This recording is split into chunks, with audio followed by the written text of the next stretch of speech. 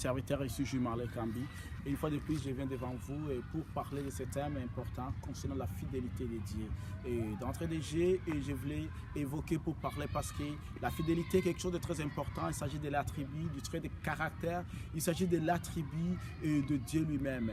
Dieu est fidèle, fidèle dans sa parole, fidèle dans tout ce qu'il dit, fidèle dans ses promesses, fidèle dans l'accomplissement de toutes les choses. Et c'est pour cela que je voulais parler de ça, afin que nous qui sommes chrétiens, nous qui emboîtons le pain de Jésus-Christ, nous qui nous appelons chrétiens, que nous puissions être fidèles dans toutes choses, fidèles dans toutes circonstances, dans nos paroles, dans nos actions, dans nos pensées et dans tout ce que nous faisons.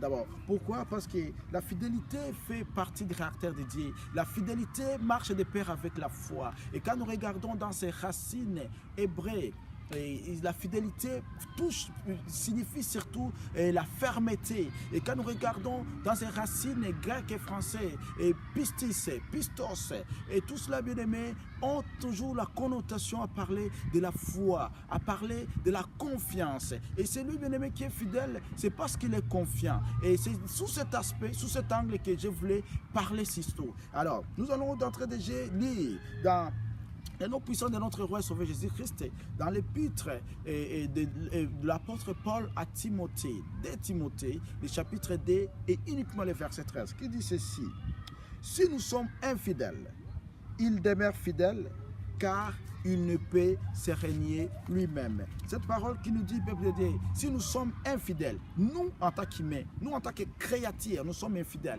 Dieu en tant que la force, c'est lui qui a créé toutes choses, demeure fidèle, car de sa nature, dans son attribut, il ne peut pas se régner lui-même. De ceci, pourquoi je dis ceci? C'est parce que, bien aimé, comme je l'ai dit, la fidélité marche avec la fermeté, la fidélité marche avec la confiance, marche avec la foi. Et quand il y a la foi, il y a ce qu'on appelle la fidélité. Mais il y a des circonstances, il y a des occasions qui souvent trahissent notre salut, trahissent notre personnalité, trahissent notre trait de caractère et qui montrent certainement, réellement que nous sommes infidèles. J'aimerais relever 4 situations, 4 raisons, 4 réalités, bien aimé, qui montrent réellement que souvent nous sommes infidèles. La première, bien aimé, que je voulais dire, qui montre que nous sommes infidèles, qui caractérise notre infidélité, c'est souvent, premièrement, quand nous mettons en doute les promesses de Dieu.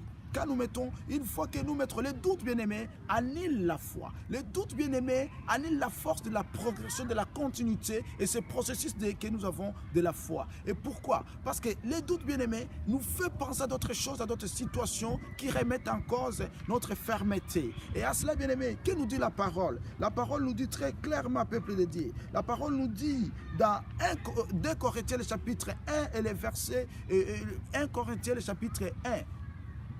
Au 21 verset nous dit très clairement, bien-aimés, que les promesses de Dieu sont oui et amen. Les promesses de Dieu sont véritables. Les promesses de Dieu, bien-aimés, sont inamovibles. Personne ne peut les remettre en cause. Personne ne peut dire que les promesses de Dieu ne sont pas irréalisables. Ce sont des promesses qui se réalisent, quel que soit le temps, quelles que soient les circonstances, quels que soient les moments que ça prendra. Mais je voulais dire que les promesses de Dieu se réalisent. Et dans Nombre, bien-aimés, dans Nombre 23, 19, nous dit que Dieu, bien-aimé, n'est pas un homme pour mentir. Il n'est pas, bien-aimé, un humain ou un fils d'homme pour se repentir. Tout ce qu'il dit, il le réalise. Tout ce qu'il a promis, il l'accomplit. Et pourquoi, bien-aimé, nous mettons en doute les promesses de Dieu? Et j'aimerais te dire, bien-aimé, à cette journée que, quel que soit ce que Dieu t'a promis, quel que soit ce que tu as entendu par révélation, sache que cela se réalisera un jour. Cela doit se réaliser parce que Dieu est fidèle et ça, son attribut, son caractère, sa divinité, peuple de Dieu, c'est la fidélité, tout comme l'amour, tout comme, bien-aimé, et Dieu est amour, Dieu est fidèle, Dieu est bon, Dieu est véritable également. Et la deuxième raison, la deuxième situation, bien-aimé, qui témoigne, qui atteste de notre infidélité à Dieu, souvent, bien-aimé, c'est quand notre foi vacille à travers les circonstances et que nous-mêmes nous référons à d'autres solutions. Il y a des fois, bien-aimé, que les circonstances, nous sommes frappés de circonstances. Des fois que nous connaissons des choses. Et quand cela, bien-aimé, nous arrive, souvent nous avons tendance à ce que notre foi vacille, mais et que nous puissions faire recours à d'autres solutions où Dieu n'est pas associé, où les assises de la foi, bien-aimé, ne sont pas également associées. Mais je voulais te dire, bien-aimé, que Dieu, quel que soit ce qui nous arrive, quelles que soient les circonstances, mais sache que en toute conscience, en toute humilité, que Dieu est notre forteresse. Dans Psaume 18, la parole est dit très clairement, bien aimé, que Dieu est notre secours, Dieu est notre forteresse, Dieu est notre appui, il est notre force, bien aimé. Et la parole dit même qu'il est, dans la version d'Abi, il est la corne de salut. Donc, dans tout ce que tu connais, dans tout ce que tu conçois, Dieu est notre salut, Dieu est notre force, il est notre forteresse, il est notre appui, il est notre source. Et c'est pour cela que recourir à d'autres solutions, chercher d'autres choses, bien aimé, cela ne vont pas, bien aimé, et changer la situation, la circonstance. Parce que, comme je l'ai dit, ces promesses sont toujours rattachées, bien aimé, à sa parole, à sa fidélité. Également, bien aimé, nous ne pouvons pas recourir à d'autres situations. Nous ne pouvons pas rejeter. Nous ne pouvons pas mettre en doute ce qu'il nous dit et ce qu'il nous promet. Et la troisième raison, la troisième, bien aimé, vérité qui montre souvent que nous sommes infidèles auprès de Dieu, bien aimé, c'est quand, bien aimé, nous voulons résoudre notre propre situation sans même l'aide ou le recours à Dieu. Il y a des fois, bien aimé, nous disons que nous avons l'argent. Il y a des fois, nous disons que, bien aimé, nous avons des possibilités, nous avons la famille, nous avons des connaissances. Et à cela, bien aimé, nous voulons faire des raccourcis pour chercher l'aide sans associer Dieu, sans toutefois que Dieu, bien aimé, soit l'auteur, sans recourir à lui. Mais je voulais te dire, bien aimé, que quelles que soient les situations, quelle que soit notre intelligence, quelles que soient nos possibilités, quels que soient nos moyens, quel que soit l'endroit où nous nous trouvons, quel que soit tout ce que nous pouvons avoir, nous devons premièrement recourir à Dieu. Parce que si nous sommes fidèles à lui, nous devons d'abord premièrement nous adresser à lui. Parce que lui, il est fidèle, ne change pas. Et cela témoigne, bien aimé, et souvent dans des situations, dans des circonstances qui nous arrivent, et nous disons oui, nous sommes fidèles, mais nos paroles, nos actions, nos actes reflètent les contraires.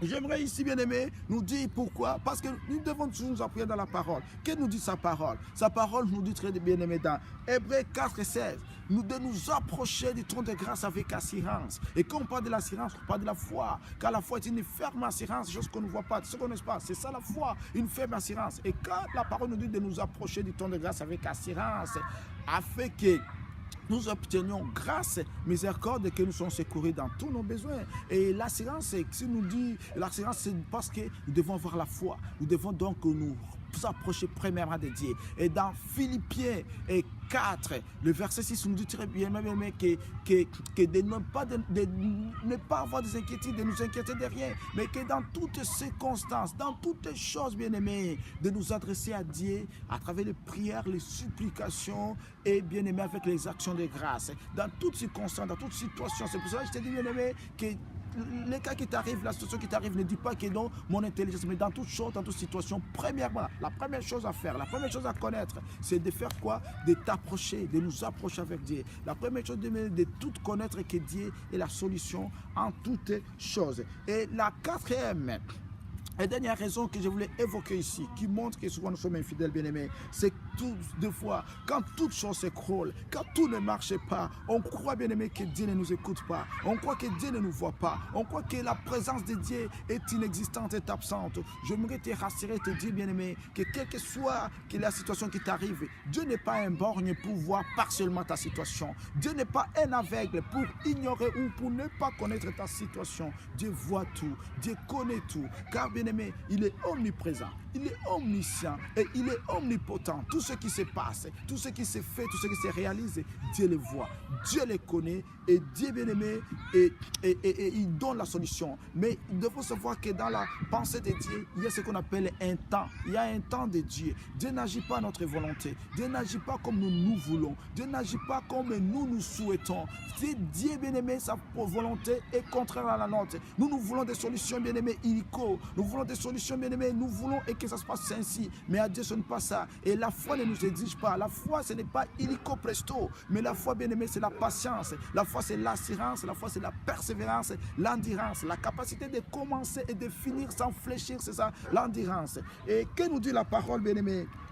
Sa parole, bien-aimé, nous dit très clairement dans Jérémie 29:11, on nous dit, bien-aimé, Dieu dit qu'il connaît les projets qu'il a formés à nous, projets de paix et non de malheur, afin de nous donner quoi? De nous donner de l'espérance. Et les projets de bonheur, ce sont les projets que Dieu nous donne, les projets de tranquillité. Et dans le temps, bien-aimé, si rien n'est pas encore accompli, c'est le temps des projets. Il y a un temps de projet, il y a un temps de réalisation et d'accomplissement, tel qu'il y a un temps de révélation et un temps d'accomplissement de ces révélations. Et cela, bien bien-aimé, demande un temps, ce n'est pas illico presto comme je l'ai dit. Également, bien-aimé, il y a Jérémie, le même Jérémie qui s'est lamenté, bien-aimé, qui s'est dit, non, ma situation, suite à la situation des enfants d'Israël qu'il vivait, mais lui-même, il a trouvé solution. Il dit que même si, je dis dans Lamentation 3:22, même si je me lamente, même s'il y a ce qui se passe, mais je connais une chose, bien-aimé, que les bontés de l'Éternel ne sont pas leur terme.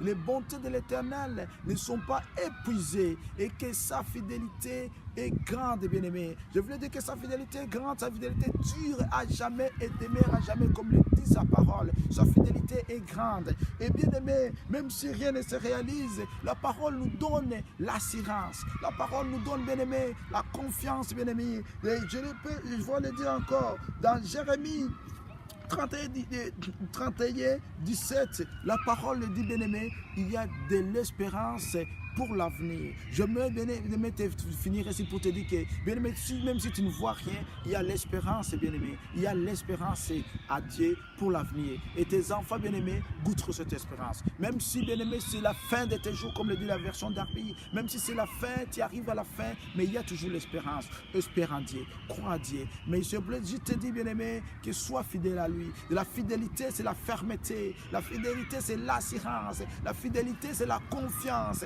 La fidélité, c'est la foi. Tout cela marche avec la foi.